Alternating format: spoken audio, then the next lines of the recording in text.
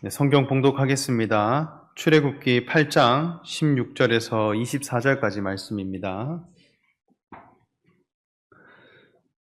네, 출애굽기 8장 16절에서 24절까지 말씀. 네, 우리 한 목소리로 읽어보겠습니다. 여호와께서 모세에게 이르시되 아론에게 명령하기를 내 지팡이를 들어 땅에 티끌을 치라. 그것이 애굽 온 땅에서 이가 되리라. 그들이 그대로 할세 아론이 지팡이를 잡고 손을 들어 땅에 티끌을 치매 애굽 온 땅의 티끌이 다 이가 되어 사람과 가축에게 오르니 요술사들도 자기 요술로 그같이 행하여 이를 생기게 하려 하였으나 못하였고 이가 사람과 가축에게 생긴지라. 요술사가 바로에게 말하되 이는 하나님의 권능이니이다 하셨으나 바로의 마음이 완악하게 되어 그들의 말을 듣지 아니하였으니 여호와의 말씀과 같더라. 여호와께서 모세에게 이르시되 아침에 일찍이 일어나 바로 앞에 서라. 그가 물 있는 곳으로 나오리니 그에게 이르기를 여호와께서 이와 같이 말씀하시기를 내 백성을 보내라. 그러면 그들이 나를 섬길 것이니라. 내가 만일 내 백성을 보내지 아니하면 내가 너와 내 신하와 내 백성과 내 집들의 파리떼를 보내리니 집집에 파리떼가 가득할 것이며 그들이 사는 땅에도 그러하리라. 그날에 나는 내 백성이 거주하는 고센 땅을 구별하여 그곳에는 파리가 없게 하리니 이로 말미암아 이 땅에서 내가 여호와인 줄 내가 알게 될 것이라.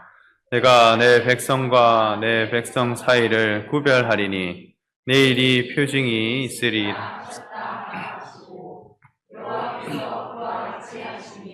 무수한 파리가 바로의 궁과 그의 신하의 집과 애굽 온 땅에 이르니 파리로 말미암아 그 땅이 황폐하였더라. 아멘. 이스라엘 백성들이 애굽이라고 하는 나라에서 400년 동안 종살이를 했습니다. 그 신음소리가 하나님께 상달되었을 때 여호와 하나님은 모세라는 지도자를 세우셔서 그들로 하여금 애굽을 떠나 하나님이 지시하신 땅 가나안으로 향해 갈 수 있도록 구원하셨습니다. 그래서 애굽을 벗어나서 광야로 들어가서 하나님이 약속하신 땅을 향해 나아가게 된 그 전환, 또 그 변화의 사건들이 출애굽기 말씀에서는 소개하고 있습니다. 우리가 하나님의 말씀을 대해갈 때 가져가야 할 관점이 있습니다. 하나님의 말씀은 우리의 겉사람을 위해 주시는 말씀이 아닙니다. 우리의 속사람을 향해 주시는 말씀이다. 그렇게 받아가야 하겠습니다. 하나님의 말씀은 오고 오는 모든 인생과 사람들에게 주시는 교훈이고 메시지입니다. 이 출애굽기 말씀, 실제 이스라엘 백성들의 역사이기도 하고 또 그 민족에 있었던 사건이기도 합니다. 그런데 이 말씀이 성경에 기록되어져서 우리가 하나님의 말씀이다 할 때는 우리가 관점을 가지고 이 속에 담긴 교훈을 발견해 가야 한다는 것입니다. 어쩌면 이 애굽이라고 하는 나라가 과연 어디 있을까 이렇게 생각할 때 내가 몸을 입고 살아가는 세상 속에 이미 애굽이 가득히 건설되어 있는 것입니다. 더 나아가서 보면 그 세상을 살아가는 내 마음 속에 애굽 제국이 견고하게 세워져 있는 것이죠. 이스라엘 백성들을 떠나지 못하게 하고 오히려 노예로 삼으려고 하고 일이나 하라 이렇게 취급하며 완강하게 여호와의 뜻을 거절하는 그 파라오가 과연 어디 있을까? 내 안에 있다는 거예요.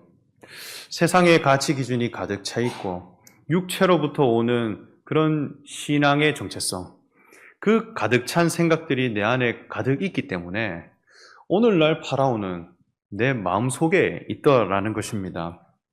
공간적으로 내가 이집트를 한 번도 가본 적이 없고 또 시대적으로 내가 살아본 적이 없다 하더라도 그 나라가 추구하던 목적, 그 파라오가 추구하던 가치 기준이 내 속에 견고하게 서 있더라는 것이죠. 그러면 이 애굽은 무엇을 귀하게 여기는 나라인가 할 때 위대함을 추구하는 나라입니다. 위대한 세상을 건설해가고 만들어가는 것, 그것을 통해 자기 이름을 남기고 자기 명성을 남겨가는 것에 아주 큰 가치를 두는 나라입니다. 그래서 벽돌을 구워서 국고성과 라암셋을 건축했다 이렇게 하죠. 그래서 관심 자체가 뭔가 만드는 것에 있고 또 건설하는 것에 있는 것입니다. 이 이집트 나라에 가면 가장 유명한 건축물이 뭘까 하면 피라미드 이렇게 하죠. 그 피라미드를 건축할 때 그 마음의 동기가 무엇이었냐 이렇게 하면 이 파라오 왕이 등극을 하게 되면 자기 평생의 세월을 다 들여서 그 피라미드 짓는 데 세월을 다 쓴다고 합니다. 어쩌면 자기가 죽어도 남겨질 그 위대함 때문에 자기 인생의 평생을 다 들여서 사용한다는 것입니다. 이러한 세상은 결국 무엇에 관심을 가지게 돼 있느냐 이렇게 할 때 방법론과 노하우에 관심을 가지게 됩니다. 피라미드라고 하는 건축물 한번 검색을 한번 해보시면 이걸 도대체 어떻게 지었을까라고 하는 방법론이 무수히 쏟아집니다. 그때 당시 사람들이 노하우에 대해서 얼마나 연구를 했을까? 그 결과 이런 위대함이 탄생하게 되었을까? 세상도 마찬가지입니다. 화려한 문명, 또 위대한 이름을 남겨가려고 하면 노하우에 관심을 가져야 돼요. 어떤 방법론이 더 탁월한 것인가? 우리 건축 박람회도 가보면 뭔가 건설하고 건축하는 세상은 이 속에 뭐가 더 효율적이고 능률적이며 더 견고하고 튼튼한 재료, 기술, 또 방법론, 노하우 엄청 연구하고 그것으로 경쟁해가고 자기를 어필해가는 것을 볼 수 있습니다. 그렇기 때문에 이 세상에 속한 사람은 온통 머릿속에 how, 어떻게 라고 하는 생각으로 가득 차 있는 것입니다. 어떤 방법을 사용하면 더 위대해질까? 더 풍성해질까? 더 부자가 될 수 있을까? 이 마음을 가지고 더 탁월한 수단, 더 좋은 방법, 또 더 좋은 기능, 이것을 연구하고 경쟁해서 그것으로 영광을 얻고 그것을 위해 자기 삶을 바쳐가는 것입니다. 그러면 이스라엘 백성들은 어떠한 자들이냐 이렇게 할 때 애굽을 떠나서 광야로 가 여호와 하나님 앞에 절기를 지킨다 이렇게 했습니다. 절기라고 하는 것, 여호와 하나님 앞에서 지키는 절기, 여호와 하나님의 이름은 스스로 있는 자다 이렇게 했습니다. 스스로 존재하는 신, 그 신은 존재에 관심을 가지신 분이라는 거예요. 나는 무엇을 위해 살 것이며 나는 무엇을 위해 지음을 받았는가, 살아가는 삶의 목적과 존재에 대한 의미를 발견케 하고 회복시키고 그것이 변화되는 것을 볼 때 기뻐하시고 영광 받으시는 분이 여호와라는 것입니다. 이것은 인생의 목적이에요. 나는 누구인가? 라고 하는 것. 나는 무엇을 위해 살 것인가? 참된 나라고 할 만한 나의 근원적인 내 자아는 과연 무엇일까? 내 자신이 어떠한 것을 가지기도 하고 이 땅을 살아가면서 어떤 것을 입기도 하고 뭔가 가지기도 하고 뭔가를 배우기도 하는데 그것 이전에 하나님이 나를 지으신 가장 첫 위치에 나의 자아는 과연 무엇일까? 가장 근원되고 본질적인 나, 그것을 찾는 시간, 그것이 절기입니다. 그래서 여호와 하나님의 이름으로부터 변화되어진 내 자신을 발견하고 표현해가고 고백해가면 그것이 우리에게 축제와 즐거움이 된다는 거예요. 그래서 이스라엘 백성들은 살아가는 삶의 목적 자체가 축제를 즐기기 위함이라는 거예요. 너는 왜 사느냐? 이 답을 찾은 것을 축하하고 기뻐하는 것을 위해 살겠다. 그렇기 때문에 애굽을 떠나서 우리는 광야로 가겠다 이렇게 선언하는 것입니다. 이 전환과 이 구분되는 가치 기준, 내 속에 발견되어야 된다는 거예요. 지금 10가지 재앙이 닥치면서 파라오의 마음은 점점 쇠하여지고 이스라엘 백성들의 민족성은 더욱 분명해져 가는데 내 안에 이러한 사건들이 펼쳐져야 할 것이다. 그렇게 우리가 생각하며 말씀을 나누어 가면 좋겠습니다. 오늘 말씀에는 파라오에게 하나님이 재앙을 내리시는데 세 번째, 네 번째 재앙을 함께 소개합니다. 오늘 본문 16절과 21절 말씀을 우리가 같이 한번 읽어보면 좋겠습니다. 시작. 여호와께서 모세에게 이르시되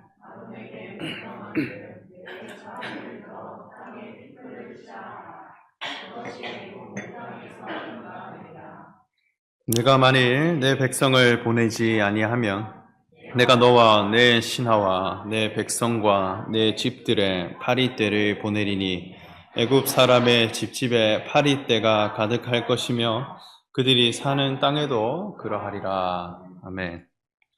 자, 세 번째 재앙과 네 번째 재앙이 같이 소개했는데요. 세 번째 재앙은 티끌이 이가 되는 재앙이었습니다. 그 이가 사람과 가축에게 다 들러붙어서 괴롭게 했다 했죠. 그 다음으로 나타나는 재앙은 파리 재앙이라 이렇게 하면서 온 곳에 애굽 전역에 파리가 들끓게 되는 그런 재앙을 맞이하게 됩니다. 먼저는 지팡이를 가지고 티끌을 치라 이렇게 하니 그 티끌이 이로 변화되었습니다. 여기에 티끌이라고 하는 단어를 히브리어로 보면 아파르라고 하는 단어를 사용하는데 아주 고운 작은 흙이다라는 뜻을 가지고 있습니다. 또 다른 의미로는 먼지 이런 뜻도 가지고 있습니다. 우리는 생각할 때 티끌이라고 하면 그냥 하나의 재료 정도로 생각합니다. 그런데 이스라엘 백성들에게는 그 민족성 안에 티끌 이렇게 얘기를 하면 연상되는 의미가 있어요. 첫 번째로는 사람의 인생입니다. 하나님 앞에 사람의 운명은 무엇일까 이렇게 할 때 티끌입니다. 이렇게 고백하는 그런 신앙관을 가지고 있어요. 왜냐? 하나님이 사람을 지으실 때 흙으로 지으셨다 하는데 그 흙이 아파르라고 하는 티끌이라는 단어입니다. 그래서 사람의 몸은 그 운명 자체가 먼지와 같고 티끌이며 아주 고운 흙이더라는 것입니다. 그래서 시편 말씀에도 보면 여호와를 경외하라. 우리가 단지 먼지뿐임을 기억하심이로다. 이렇게 고백하는 것입니다. 먼지로 지어졌다가 먼지로 돌아가는 거예요. 실제로 이 천하 만물을 보면 이 우주에서 촬영한 지구 그것을 보면 이 지구는 하나의 먼지밖에 안 된다는 거예요. 그 지구에 살아가는 사람들, 이 온 우주에 비교했을 때 사람이라고 하는 존재는 아주 미약하고 그냥 잠깐 있다가 가는 그런 먼지 정도의 인생밖에 안 되더라는 것입니다.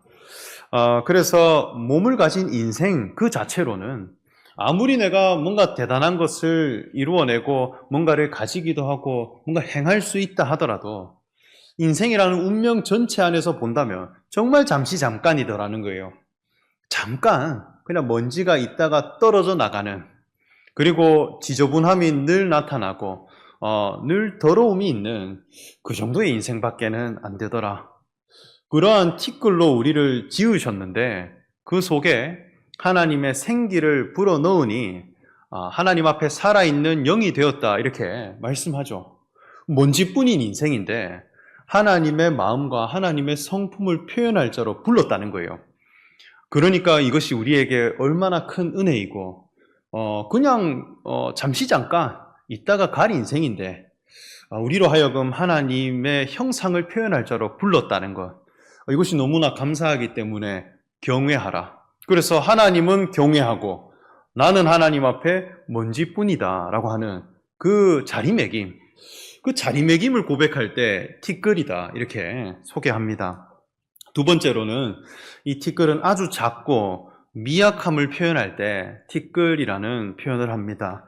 예수님도 제자들에게 말씀하시기를 형제의 눈에 있는 티끌은 발견하면서 자기 눈에 있는 들보는 보지 못한다 이렇게 가르치셨습니다. 그래서 네 눈에 있는 들보를 먼저 뺀 후에 형제의 티끌을 봐야 되지 않겠느냐 이렇게 말씀해요. 그래서 들보라고 하는 것은 정말 기준이 될 만한 아주 집의 하중을 다 버티는 아주 중요한 기준 될 만한 개념이죠. 그것을 지금 흔들고 있는데 이 티끌이라고 하는 것은 정말 있어도 그만 없어도 그만인 미약하고 작은 것, 그것을 지적하느냐, 그 눈을 바꿔가라 말씀했습니다. 이러한 티끌을 모세가 하나님께 뜻을 받들어서 아론이 지팡이로 그 티끌을 치게 되니까 이가 되었다 했습니다. 여기에 이제 이라고 하는 벌레는 의미로 살펴보면 달라붙는 벌레 이러한 뜻을 가지고 있습니다. 그래서 몸에 달라붙어서 번식하는 벌레, 기생충이라 할 수 있겠죠. 저는 뭐 한 번도 본 적은 없습니다만 우리나라에도 이가 정말 많은 시절이 있었습니다. 그래서 몇십 년 전만 하더라도 온 집안에 또 뭐 옷장이 되었든지 천장이 되었든지 어디서든지 우리나라에는 이가 많았다고 합니다. 그래서 사람의 옷에도 들러붙어 있고 또 사람의 겨드랑이나 몸에도 들러붙고 있고 또 머리에도 들러붙어 있어서 그 살을 파먹고 피를 빨아먹으면서 굉장히 고통과 아픔을 준다고 합니다. 그래서 그 이를 이렇게 머리에서 뭐 쓸어주고 뽑아주는 그런 문화가 있었다고 하죠. 그러니까 들러붙어서 내 몸에 들러붙어서 나를 해치는 벌레입니다. 이 뒤에 재앙을 보면 이번에는 파리가 들끓어서 사람들을 괴롭혔다 이렇게 하죠. 이 이와 파리가 가진 특징이 있습니다. 그것은 크기가 너무나 작고 눈으로 볼 때는 무시할 만큼 눈에 안 띄는 것입니다. 아주 작아요. 그런데 이것이 사람 몸 곳곳에 달라붙어서 사람으로 하여금 괴롭게 하고 고통스럽게 하고 귀찮게 하는 것입니다. 때로는 내 주변을 늘 맴돌면서 내 귀와 눈을 사로잡습니다. 우리 파리가 한번 이렇게 나타나 보면 온 신경을 다 뺏어버리죠. 불을 꺼도 내 귀에 맴돌고 또 내가 쉴 수도 없게 하고 어떤 생각을 집중하고 싶어도 방해하는 것입니다. 정말 작고 미약한데 그 작은 것들 때문에 내가 계속 괴로워지고 뭔가 생각을 이어갈 수가 없더라는 것입니다. 그리고 그 습성 자체가 더러운 것을 늘 옮깁니다. 이 이와 파리는 어디에 모이느냐 이렇게 할 때 썩은 것에 집중한다는 것입니다. 자기를 분화시키고 번식하는 것은 썩은 음식물들, 더러운 배설물들, 그곳에 털을 마련해서 생명을 이어가는 것입니다. 그래서 청결하거나 거룩한 곳에는 이와 파리가 없어요. 그런데 배설물과 썩은 음식물 같은 곳에 털을 잡고 더러움을 오히려 이곳저곳에 옮겨가는 것입니다. 그래서 파리와 이가 있다라고 하는 것은 여기에는 더러움이 가득한 곳이구나. 여기는 깨끗함과 거룩함과 성결됨이 전혀 없는 그런 현장이구나 하는 것을 상징하게 되는 것이죠. 우리 사무엘 동산을 처음 지을 때도 이곳에 함께 짓는 우리 형제들과 살 때 이 전체가 하나의 공터였습니다. 뭐 허허벌판에 흙더미밖에 없는 그런 땅이었는데 정말 작업을 하루 종일 새벽부터 밤까지 하고 나면 지친 몸을 이끌고 막 불이 나게 밥을 해 먹는 것입니다.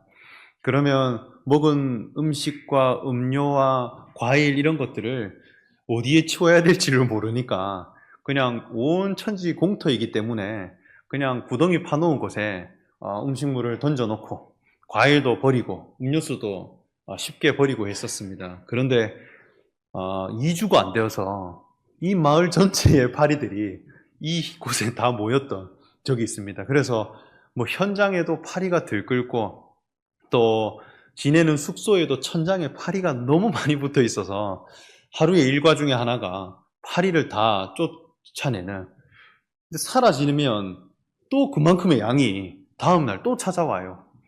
그러니까 가장 근원된 것, 썩은 것들, 그것을 제거하지 않으면 이 더러움을 옮기는 이 벌레들이 끊임없이 나타나는 그런 경험을 한 적이 있습니다. 이러한 해충들, 이와 파리들이 들끓어서 애굽 사람들에게 재앙이 되었다 했어요.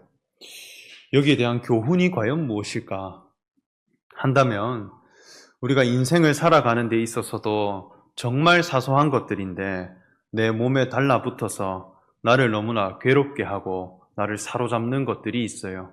그것이 바로 방법론들입니다. 어떻게 살 것인가? 그리고 노하우라고 하는 생각, 이것이 사람들로 하여금 모이게 되면 정말 이와 같이 사람을 괴롭히고 또 사람을 주저하게 하고 또 사람을 좀먹이는 그런 모습들을 볼 수 있습니다. 그래서 이 세상을 살아가는 사람들은 늘 형식과 방법론에 집중합니다. 성공하는 노하우, 돈 버는 노하우, 사회생활 잘하는 노하우, 또 인맥 잘 쌓는 노하우, 정말 많은 방법론들과 노하우, 또 뭐 자기 경험들, 이런 것을 사람들이 무궁무진하게 쏟아내요. 이렇게 살아야 된다 하면서 방법들을 제시하는데 저마다 다른 거예요. 그래서 사람들이 모여서 방법론들을 쏟아내보면 그 사회는 이러지도 못하고 저러지도 못하는 것을 볼 수 있습니다. 티끌이라고 하는 것은 사람의 인생이라 했죠. 그 사람의 인생을 가지고 방법론을 쥐어 짜보는 것입니다. 어떻게 살아야 할 것인가 계속 만들어 보는 거예요. 그것이 괴로움이 되더라. 방법론 하나하나를 다 따져서 사람을 만나가 보면 점점 더 자세한 것을 따지게 되고 행동거지 하나하나에 다 태클을 걸게 되고 어쩌면 하루살이와 같이 정말 별것 아닌 주장들인데 그 순간에 나를 너무나 괴롭히고 내 눈과 귀를 사로잡아서 어떠한 것도 집중할 수가 없게 하고 또 내 자신을 찾아갈 수 없도록 방해하는 것입니다. 그런데 이스라엘 백성들의 땅에는 고센 땅에 있었다 하죠. 이 고센 땅에는 파리가 하나도 없었다 이렇게 말씀합니다. 애굽에는 온 천지 파리인데 이스라엘 백성들의 땅에만 파리가 한 마리도 없더라. 하나님 나라의 백성들은 노하우를 찾는 자들이 아닙니다. 방법론을 가지고 하나 되고 방법론을 가지고 영광을 얻는 그런 것도 아니에요. knowing how가 아니라 knowing what을 찾는 자들입니다. 과연 무엇인가? 나는 무엇이며 너는 무엇이냐? 하나님은 무엇이며 그 아들 예수 그리스도는 무엇인가? 그 존재의 목적과 의미를 찾아가는 자들입니다. 그래서 내 존재의 목적이 과연 무엇일까? 여기에 집중하고 하나님께 간구해 가다 보면 하나님의 아들 되신 예수 그리스도를 발견하도록 해주셨다는 거예요. 그래서 그분을 보면 이 예수 그리스도께서 내 삶의 근원이 되신 분이고 내 잃어버린 자아의 형상이 되신 분이고 나의 첫자리가 되신 분이고 내 지음받은 원형이 되시는 분이다 라고 하는 것을 발견하게 되므로 내 본래의 삶의 목적을 회복하게 되는 사람, 그것이 이스라엘 백성들이라 할 수 있어요. 사람의 노하우라고 하는 것은 그때 당시는 정말 밝아 보이고 분명해 보입니다. 그런데 이 노하우의 세계는 결국 그때는 맞고 지금은 틀리다 해요. 진짜 그래요. 그곳에서는 맞고 여기에서는 틀리다. 그때는 맞고 지금은 틀리다. 이렇게 되는 거예요. 시간과 시대와 장소에 따라서 사람의 노하우와 방법론들은 언제든지 그 밝음이 바뀌어지더라는 것입니다. 이것은 영원한 진리가 될 수 없더라는 것이죠. 저도 목회자 아카데미를 통해서 주일에 목회자들이 모여서 같이 사역도 나누고 교제를 해보면 목회자들이 가장 교회를 섬길 때 힘들어하는 부분이 무엇이냐 이렇게 할 때 몸이 힘든 것이 아니라 이 노하우들 때문에 너무 힘들다는 거예요. 그래서 성도들이 100명이 모이면 방법론이 100개가 쏟아진다고 합니다. 그러면 복음을 전하고 싶은 마음 하나뿐이라는 거예요. 예수 그리스도가 누구신가 이거 하나 전하자고 프로그램도 해가고 또 같이 기도도 해가고 말씀도 전하는데 너무 챙겨야 할 방법론들, 중요하게 지켜야 할 노하우들이 너무 많다는 거예요. 식사는 어떻게 해야 되며 또 찬양은 어떻게 해야 되며 또 주차는 어떻게 해야 되며 자기가 주장하는 강한 방법론들, 자기가 실현해봤던 노하우들 이것이 너무 많아서 그것 이야기들 하느라 복음 전할 여가가 없더라는 것입니다. 그래서 정말 한 가지를 제대로 전하고 싶은데 그 마치 파리처럼 들끓게 되는 방법론들과 형식들 때문에 정말 마음이 힘들고 또 거기에 대한 고단함을 느끼는 목회자들을 많이 봤습니다. 어쩌면 교회라고 하는 곳, 이건 역시 마찬가지입니다. 사도 바울도 성도들에게 말씀하시기를 아래의 것을 찾지 말고 위의 것을 찾으라 이렇게 권면을 했습니다. 우리 골로새서 3장 1절에서 4절까지 말씀을 함께 읽어보겠습니다. 시작. 그러므로 너희가 그리스도와 함께 다시 살리심을 받았으면 거기는 그리스도께서 하나님의 우편에 앉아 계시느니라. 위의 것을 생각하고 땅의 것을 생각하지 말라. 이는 너희가 죽었고 너희 생명이 그리스도와 함께 하나님 안에 감추어졌음이라. 우리 생명이신 그리스도께서 나타나실 그때에 너희도 그와 함께 영광 중에 나타나리라. 아멘. 네, 교회에도 아래의 것이 있고 위의 것이 있다. 아래의 것을 찾는 자들이 아니라 위의 것을 찾으라 이렇게 말씀합니다. 그러면 아래의 것은 과연 무엇이며 위의 것은 무엇일까 생각해 봅니다. 많은 사람들은 그저 공간적인 위치라 이렇게 생각합니다. 그러면 어디까지가 아래이고 어디까지가 위인 것일까요? 그런데 분명한 것은 그리스도가 계신 곳, 거기가 위라는 거예요. 그 위의 것을 찾으면 거기에 그리스도가 계신다.